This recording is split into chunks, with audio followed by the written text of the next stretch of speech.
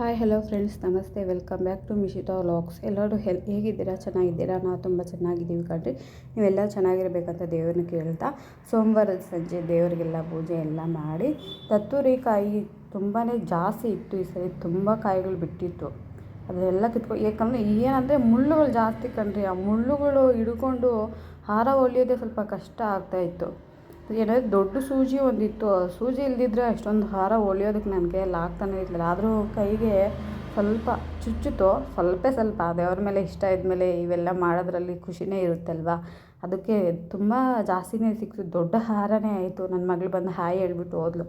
ದೊಡ್ಡ ಹಾರ ಅಂದರೆ ದೊಡ್ಡ ಹಾರ, ಅದು ಚುಚ್ಚೋದೆ. ಅದಕ್ಕೆ ಒಂದು ಬಟ್ಟೆ ಇಟ್ಕೊಂಡಿದ್ದೆ, ಇಲ್ಲಾಂದರೆ ಕೈ ತುಂಬ ಗಾಯ ಆಗ್ತಾಯಿತ್ತಲ್ವ. ಅದಕ್ಕೆ ಒಂದು ಬಟ್ಟೆ ಇಟ್ಕೊಂಡು ಆ ಕಡೆ ಈ ಕಡೆ ಸಪೋರ್ಟ್ ಮಾಡಿಕೊಂಡು ದೊಡ್ಡದೊಂದು ದಪ್ಪವಾಗಿರೋ ಸೂಜಿನೂ ಇತ್ತು, ದಪ್ಪವಾಗಿರೋ ದಾರನೂ ಸಿಕ್ತು.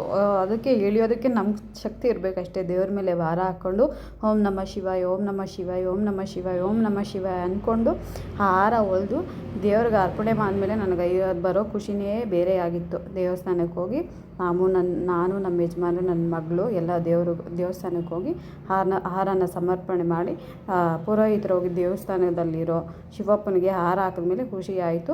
ನೆಮ್ಮದಿಯಾಗಿ ಮನೆಗೆ ರಿಟರ್ನ್ ಬರುವಾಗ ಶಿವಪ್ಪನ ಮಂತ್ರ ಅಂತಲೇ ಅನ್ಬೋದು. ಅದನ್ನು ಮನಸ್ಸಲ್ಲಿ ಹೇಳ್ಕೊತ ಮನೆಗೆ ವಾಪಸ್ ಬಂದೆ. ಓಂ ತತ್ಪುರುಷಾಯ ವಿದ್ಮಹೇ ಮಹಾದೇವಾಯ ಧೀಮಹಿ ತನ್ನೋ ರುದ್ರ ಪ್ರಚೋದಯಾತ್.